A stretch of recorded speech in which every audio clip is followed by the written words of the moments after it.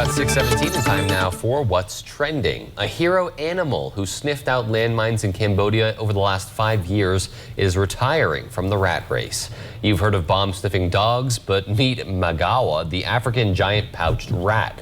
This revered rodent has found 71 landmines and 38 other kinds of bombs in his career. The brave little fellow has cleared the equivalent of 56 acres of land, making it safe again after years of warfare in Cambodia. African giant pouched rats are intelligent and easy to train, but his handlers could tell Magawa was slowing down a bit, so he's been taken off the dangerous duty to enjoy his golden years. And while you might expect his favorite reward to be cheese, he seems especially partial to bananas, so I'm sure that they will be rewarding him with lots of bananas in the future. But really cool to learn about this because I've heard of rats being used in experiments to be able to train them, and they are pretty smart, but I never thought that they would be able to do something. I love the little gold medal on them too, but do something like this impressive to be able to clear that much land, and just one rat is responsible for all of that, so good on him. Yeah, I mean, this little guy has saved lives. So just to think about that, I mean, it kind of blew my mind when I heard that there was a rat sniffing bomb sniffing rat thing. Yeah, but usually you think of rats as like really ugly though, but he's kind of cute. He was kind of cute. Oh, why are you saying all rats are ugly, huh? I didn't say all rats are ugly. Okay, well, no, he was really cute. Rats are ugly, so he was wow, cute. Way to be judgmental there, partner. No, we're just messing with you. Wow. No, he was really cute, but that's really awesome to see there. But moving on to another animal that might not be so cute and definitely not very happy. Some of us just aren't cut out to be morning creatures, so no amount of easing into the day makes it any easier to leave the comfy covers. We know this, especially you guys. And then there's Eddie, who makes no bones about how he feels when it comes to time, or when it comes to the time to rise and shine, or scowl and growl in his case.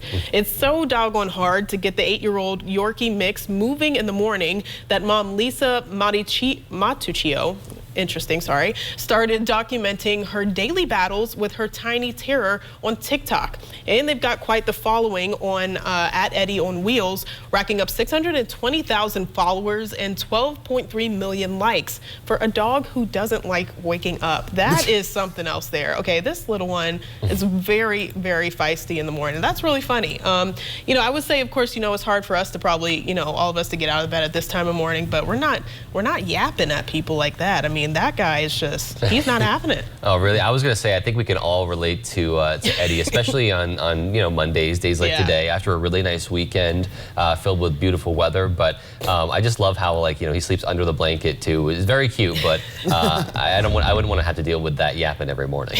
I wouldn't want to either. I'm sure we all can relate to. We don't like waking up early. Sometimes some of us do, some of us don't, and it's just kind of really funny to kind of see that. The only time I truly get yappy one time was in college when fire alarms go off at like 3 in the morning. And I am in a dead sleep, and I uttered a whole bunch of words I can't say on the air here, but who can relate there, right? I mean, fire alarms go off in the middle of the night when you're asleep, and you're like, really? And of course, it's a false alarm, which thank goodness it was, but still, it's frustrating, though. But meanwhile, this next thing is not frustrating. It's actually pretty hard work there. Forget a college road trip.